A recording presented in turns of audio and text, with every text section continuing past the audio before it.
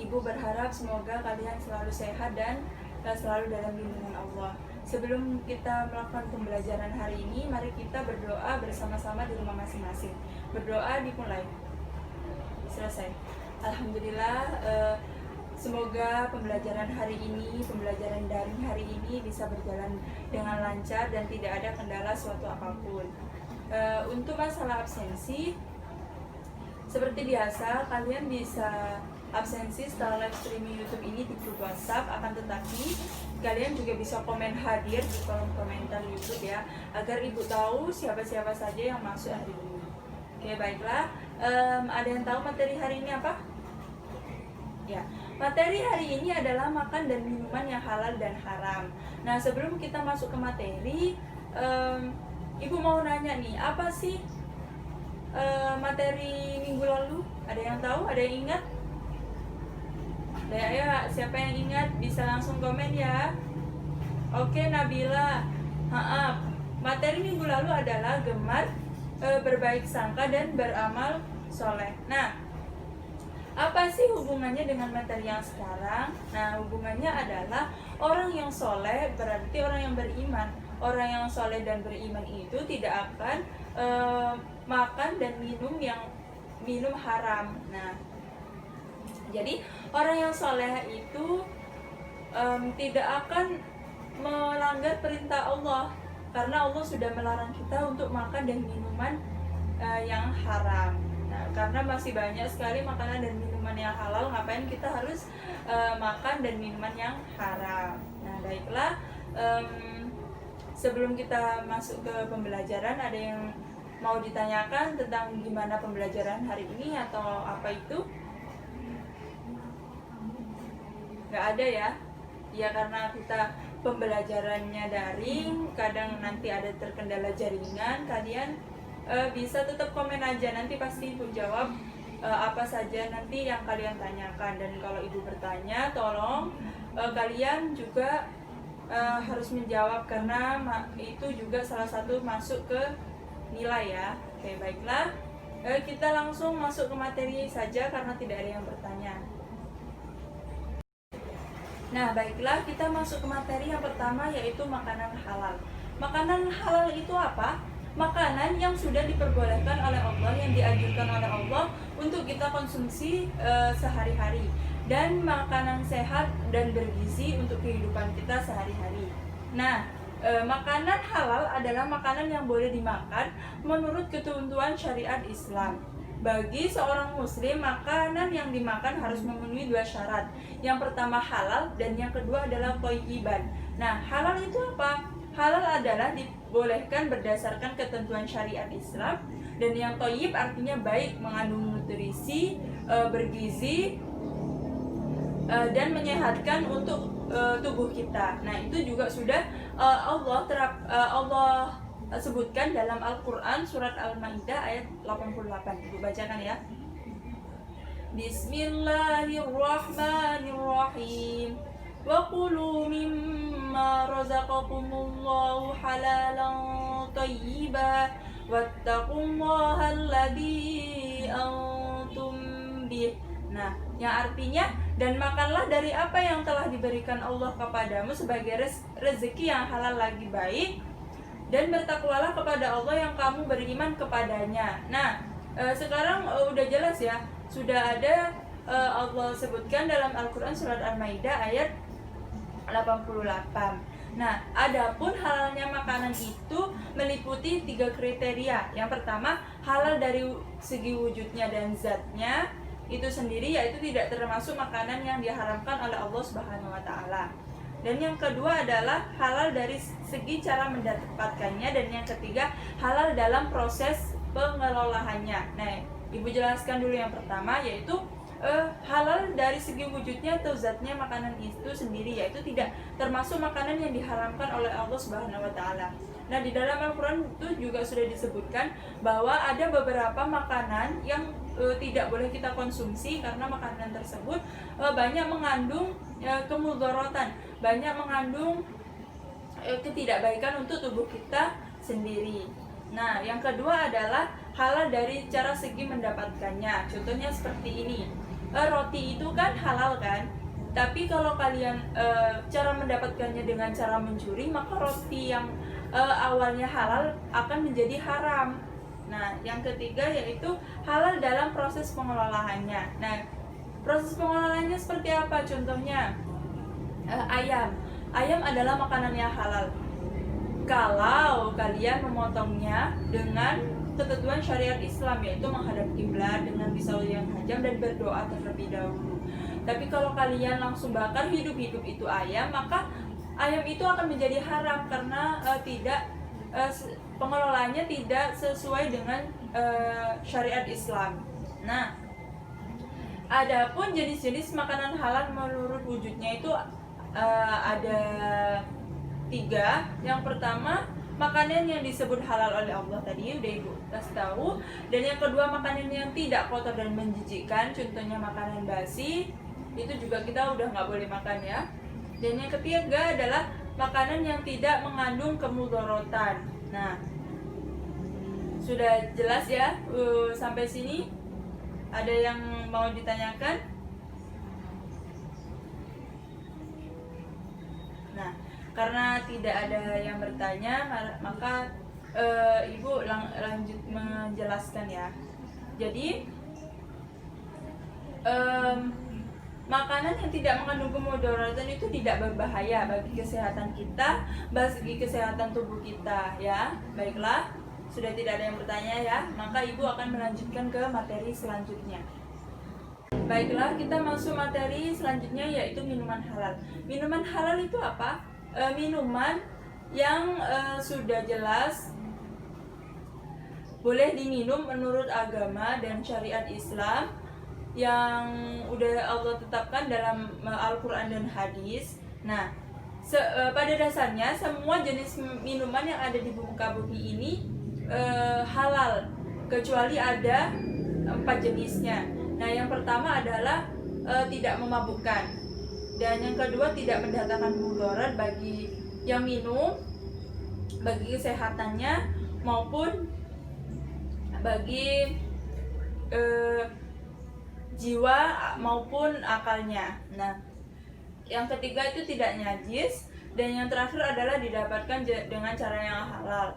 Nah, itu tadi, pokoknya semua jenis minuman yang tidak memabukkan itu halal, dan semua jenis minuman yang tidak mengganggu kesehatan kita, mengganggu akal dan fisik kita itu adalah minuman halal. Nah, yang ketiga itu tidak najis. Contohnya air kencing itu berarti najis ya, jadi itu haram untuk diminumnya. Dan yang terakhir yaitu didapatkan dengan cara yang halal. Contohnya kalian bekerja keras terlebih dahulu baru bisa beli minum itu, tidak dengan cara mencuri. Nah, ada yang mau ditanyakan sebelum masuk ke materi selanjutnya? Nggak ada ya? Baiklah, kita masuk ke makanan yang haram. Makanan haram itu apa? Nah, makanan yang tidak diperbolehkan untuk dimakan, yang sudah diterapkan dalam Al-Quran dan hadis. Nah, atau semua makanan yang langsung dinyatakan haram dalam Al-Quran surat Al-Maidah. Nah, yang artinya diharamkan bagimu memakan bangkai darah, daging babi, dan daging hewan yang disembelih bukan atas nama Allah, yang tercekik, yang dipukul, yang jatuh, yang ditunduk, dan yang diterkam binatang buas, kecuali yang sempat kamu sembelih, dan diharamkan pula yang disembelih untuk berhala, dan diharamkan pula untuk mengundi nasib dengan azlam anak panah, karena itu perbuatan fasik. Nah, di dalam Al-Quran surat Al-Maidah ayat 3 tadi ada beberapa makanan yang sudah dinyatakan haram. Contohnya adalah bangkai, kecuali belalang dan bangkai ikan. Nah, ada pengecualian, ada 2, yaitu bangkai ikan dan bangkai belalang itu halal ya. Dan yang kedua adalah darah yang dibekukan baru digoreng itu makanan haram. Jadi segala jenis darah itu haram. Dan yang ketiga adalah daging babi, karena sudah sesuai dengan syariat Islam, daging babi tidak boleh dimakan, daging anjing juga tidak boleh dimakan. Nah, dan daging hewan yang tidak disembelih dengan atas nama Allah, yang seperti tadi, seperti ayam yang langsung dibakar hidup-hidup. Nah, seperti itu. Jadi itu tidak boleh dimakan karena hewan tersebut sudah menjadi haram karena tidak disembelih dengan atas nama Allah. Nah, terus hewan yang tercekik, yang dibunuh, yang diterkam oleh binatang buas. Lalu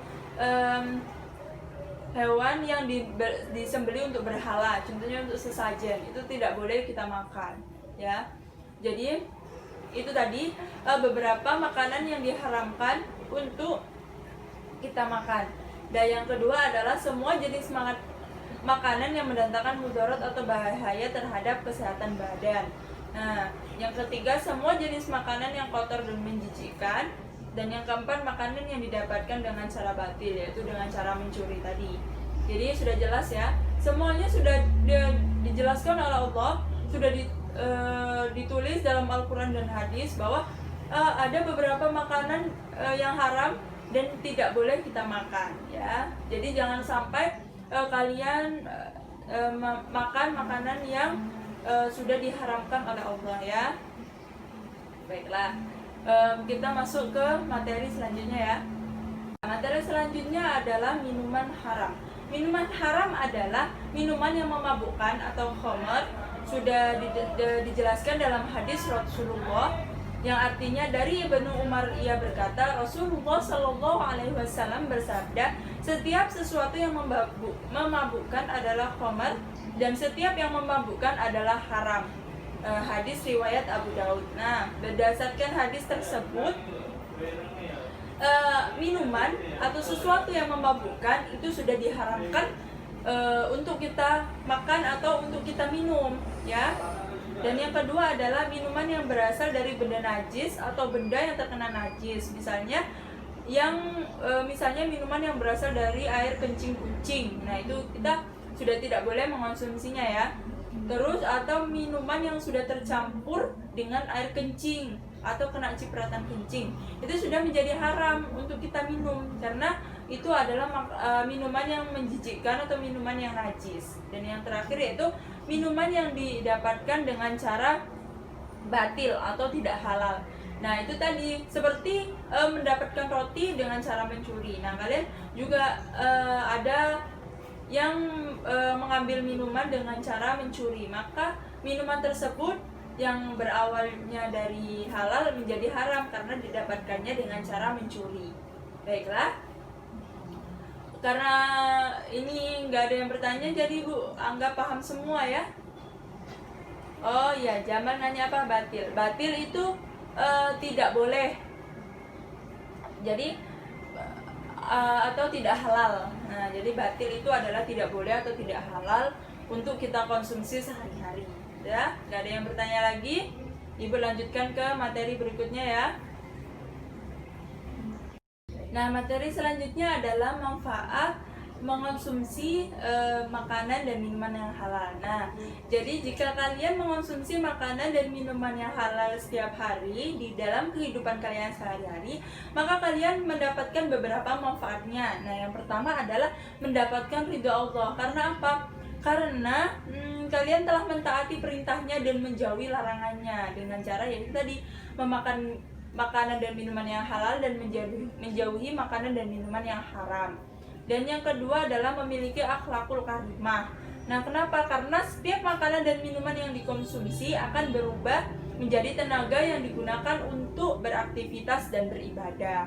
Dan yang terakhir yaitu terjaga kesehatannya. Karena setiap makanan dan minuman yang dikonsumsi bergizi dan baik bagi kesehatan badan. Nah, kalau kalian makan dan minuman yang halal sehari-hari dalam kehidupan kalian sehari-hari, kalian juga banyak dapat manfaatnya karena kalian juga sudah mentaati perintah Allah dan menjauhi larangannya. Nah, baiklah, Sampai sini ada yang belum paham?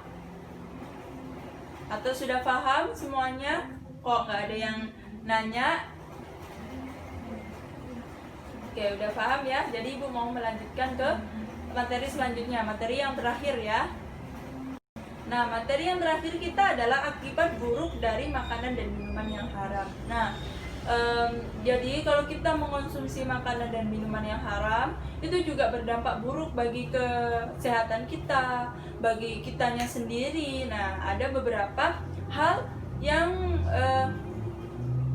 berdampak pada tubuh kita jika kita mengonsumsi makanan haram dan minuman yang haram. Nah, yang pertama adalah amal ibadahnya tidak diterima oleh Allah dan doanya tidak dikabulkan oleh Allah Subhanahu wa taala.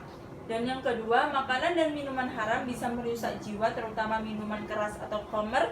Akibat buruk meminum khamr di antaranya. Nah, sebentar. Jadi gue jelaskan. Jadi orang yang makan dan minuman yang haram itu ibadahnya, doanya tidak akan diterima oleh Allah dan tidak akan dikabulkan oleh Allah. Karena apa? Karena dia sudah melanggar perintah Allah dan malah mendekati larangannya. Dan yang tadi ada beberapa minuman, makanan atau minuman, terutama khamr atau minuman yang memabukkan tadi, berdampak buruk bagi kitanya sendiri. Nah, yang pertama itu menyebabkan berbagai macam penyakit psikologis atau gangguan jiwa. Misalnya gangguan daya ingat, kita jadi pelupa, terus gangguan mental, kegagalan daya pikir. Nah, yang kedua yaitu menimbulkan beban mental, emosional, dan sosial yang sangat berat. Jadi orang yang mabuk itu biasanya dia lebih ke suka marah-marah. Nah, kalau orang suka marah-marah itu otomatis menimbulkan beban, yaitu seperti punya penyakit darah tinggi, seperti itu. Jadi ada beberapa dampak yang akan kita dapat jika kita mengonsumsi makanan haram atau minuman haram. Nah, yang ketiga tadi adalah makanan dan minuman yang haram dapat mengganggu kesehatan tubuh. Nah, misalnya khamr dapat menyebabkan berbagai macam penyakit fisik, diantaranya tadi udah Ibu sebutkan, salah satunya yaitu tekanan darah tinggi, bisa menyebabkan kita kanker, jantung, liver, sistem kekebalan tubuh kita juga jadi menurun. Dan yang terakhir yaitu menghalangi mengingat Allah Subhanahu wa taala. Nah, dengan minuman keras dan judi itu setan hanyalah bermaksud menimbulkan permusuhan dan kebencian di antara kamu dan menghalang-halangi kamu dari mengingat Allah dan melaksanakan sholat, maka tidaklah kamu mau berhenti. Nah, itu sudah dijelaskan dalam Al-Quran surat Al-Maidah ayat 91. Jadi kalau kalian makan dan minuman yang haram, maka kalian juga menghalangi mengingat Allah. Karena apa? Karena setan itu musuh terbesar kita. Nah, setan mengajak kita untuk makan dan minuman yang haram agar kita berseteru atau agar kita bermusuhan dengan Sang Pencipta, karena kita sudah melanggar perintahnya. Nah, baiklah, itu tadi akhir dari pembelajaran materi hari ini. Ada yang mau ditanyakan? Kalau nggak ada, Ibu langsung masuk ke sesi penugasan ya. Nggak ada ya? Oke, baiklah. Nah, karena materi hari ini kita sudah berakhir, maka Ibu langsung masuk ke sesi penugasan ya, karena tidak ada lagi yang bertanya. Nah, karena kita melakukan pembelajaran secara daring, maka seperti biasa kalian membuat tugas berupa video tentang kesimpulan materi hari ini, karena Ibu mau mengetahui sejauh mana kalian paham dalam materi hari ini yang Ibu sampaikan. Lalu jangan lupa kalian cantumkan 2 ayat dan dua ayat beserta artinya untuk masuk dalam nilai hafalan kalian ya. Jangan sampai tidak dimasukkan ayatnya ya. Nah, terus Ibu mau mengingatkan, jangan lupa absen setelah ini di dalam grup WhatsApp. Ibu kasih waktu 10 menit dan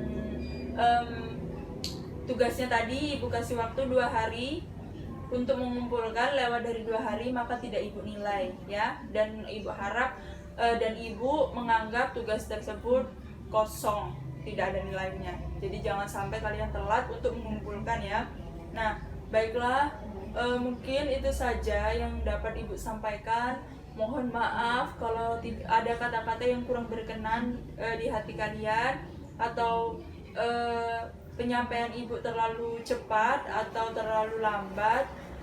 Mohon dimaafkan. Sebelum kita tutup pelajaran hari ini, maka kita berdoa bersama-sama di rumah masing-masing. Berdoa dimulai. Selesai. Alhamdulillah, pembelajaran hari ini berjalan dengan lancar, berjalan sesuai harapan kita. Kalian juga tetap semangat dalam melakukan pembelajaran ini, dan jangan pernah patah semangat ya. Mungkin itu saja yang dapat ibu sampaikan. Kurang lebihnya mohon dimaafkan. Assalamualaikum warahmatullahi wabarakatuh.